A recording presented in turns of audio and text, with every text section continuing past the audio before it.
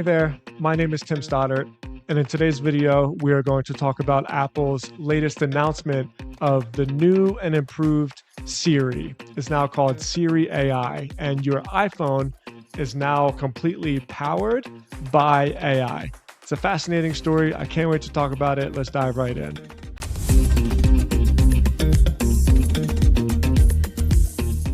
First, let's go over the press release. Apple introduces Siri AI, a profoundly more capable and personal assistant. First, let's just start out by the fact that it's hysterical that Apple put a typo in their massive press release anyway. All right, Apple today introduced Siri AI, an entirely new version of Siri powered by Apple Intelligence.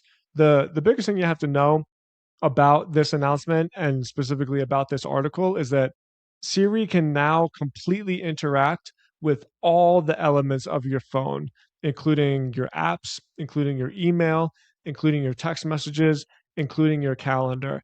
Instead of going through this entire press release, which is really worth reading, I'm going to embed this video into my newsletter on timstodds.com. And also, if you get a chance, click on the link in the description. It'll bring you to this press release and watch the video. It's just really cool, the real world applications that Siri AI now has and how it is just quite literally your personal assistant. Let's get into some of the talking points, right? This is a great article on Build Fast with AI. And the first talking point is that this is Tim Cook's final keynote speech as the Apple CEO. He hands over the reins to John Ternus. He's been like the head of hardware basically on September 1st. And, Tim Cook has been a controversial CEO like many of these tech CEOs, but in my opinion, he's been one of the more brilliant ones because he's a peacetime CEO. He's exactly what Apple needed, and he built a logistics systems that has never been seen before in the history of the world. And Apple would not be where it is without him. So one of the criticisms of Tim Cook is that he has been a conservative CEO. And this is really highlighted in the fact that Apple never created their own AI platform. And in this press release, they announced their deal where Apple is going to pay Google $1 billion a year to use Gemini as their LLM interface. So this is like really, really fascinating.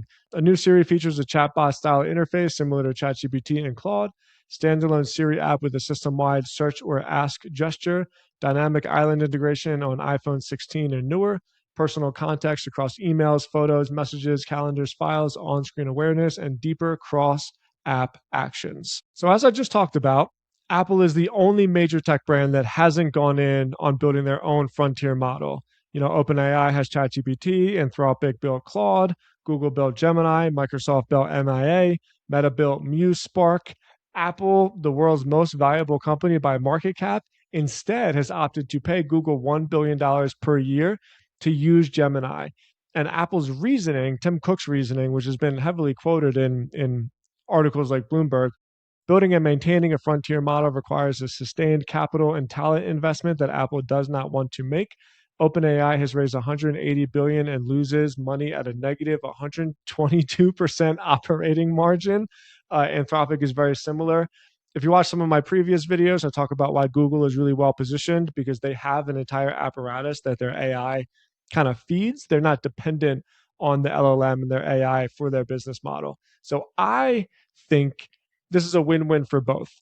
This is probably the most profitable enterprise AI contract in the history of Google. They're going to make a boatload of money from this, and Apple is going to make a boatload of money too because they're not investing hundreds of billions of dollars in databases, infrastructure, and talent. They're just simply using Google's. So I think this is really cool because Apple and Google have a history of these kind of deals, right? This is this really famous picture of Tim Cook and Sundar Pichai making a deal to use Google Chrome, the default search engine inside Safari on all iPhones. So they're used to making deals like this. I think it's great. I think it's a lot of fun. And I'm really, really excited to see this in action. So let's finish off this video with some marketing takeaways. Your iPhone is now a personal assistant, and you can easily navigate the web, applications, your own data to find solutions to your problems. So how do you as an entrepreneur and a marketer figure out how to get in front of people through their iPhone?